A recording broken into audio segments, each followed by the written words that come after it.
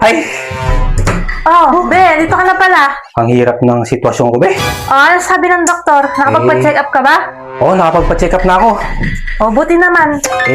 Delikado. Ha? Malala. Delikado? Oo. Paano naman naging delikado? Sabi ko kasi sa doktor, Dok, malala yata yung gasgas ng leg, saka ulo-ulo ang ano ko eh. Bakit? Tinanong ako ng doktor. Oh, ano sabi mo? Bakit? Ano ba nangyari sa'yo? Yung asawa ko kasi, Dok, simula nung nag-uulan, walang patig yung ulan. Halos 3 linggong ulan ng ulan. Minayat maya ako, Dok, ng asawa ko. Halos sinaraw-araw ako, Dok. Kaya nagkaganito. Nagkasugat yung leeg sa ulo-ulo. Ang sabi sa akin ng doktor, Not good. sabihin mo sa asawa mo na pahinga muna. Asus? Huwag muna. Mga 6 na buwan. 6 na buwan. Totoo ba yan? Oo, 6 na buwan na pahinga daw muna. 6 na buwan, baka 6 na oras. Ay, Nagkamali ka na Hindi! ng be. Pahinga daw muna, 6 na buwan na pahinga kasi delikado, be. Be, alam mo to yung leg ko na to, yung malapit sa ugat. Be, gasgas na gasgas. Baka to pagka naputulan, baka lalong hindi na gumana. Baka lalong hindi mo mapakinabangan. Nako, alam mo be, baka mali yung doktor na napuntahan mo. Siguro bata pa yung napuntahan mong doktor, ano, kaya hindi pa marunong mag-check up yun. Inikot ko lahat, sinerch ko lahat. Yun yung pinakamagaling na doktor na pinuntahan ko, gumagamot sa ulo-ulo, sa may leg-leg na ganito. Ang hilig-hilig mo kasi, be. Simula nung nag-uulan, walang patig yung ulan, minayat maya mo, be. Kaya ganito.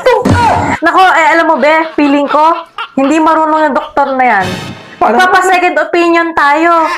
Sasabihin, kasalanan talaga ng ano yan ng ulan. Yung ulan ang may kasalanan dyan. Magpapasecond opinion ka pa, sumama ka na lang. Hindi ka sumama ka na lang, tanongin mo uli. Hindi nga pwede. 6 na buwan nga pwede. Baka 6 na oras lang yan, be. Hindi naman 6 na buwan. Hindi, 6 na buwan nga. Mayo naman, oo. Hindi nga pwede, baby.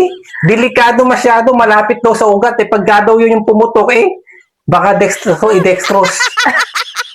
Ma-infection, delikado. Ay, ako be. Magpapaniwala ka lang sa Mahirap, doktor na yan. mahirap din yung ganito. Araw-araw na lang na ganito.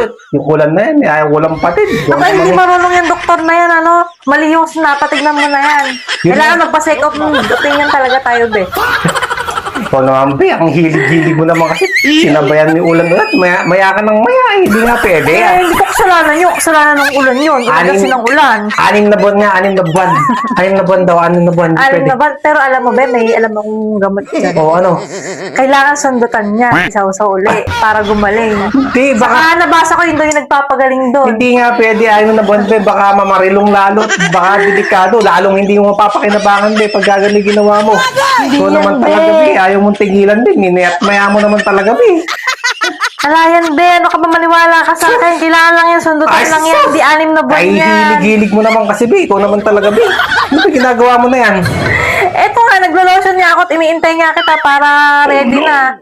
O, doon ka na lang. Hindi nga pwede, 6 na buwan nga ang pahinga. Ano ba naman to? Hindi nga pwede yun. Ay, naku, be. Alam, mali talaga yung doktor na yan. Kailangan lang dyan, para gumaling yan isaw-saw mo lang ulit yan para gumaling. Ako, hindi nga pwede, be. Alam mo na ba? Saka ayan, no, nakapundo na, uulan na naman, be, oh. Paano naman ako, de? Natuyo naman yung petsa ko kung hindi mo didiligan. Hindi na, be.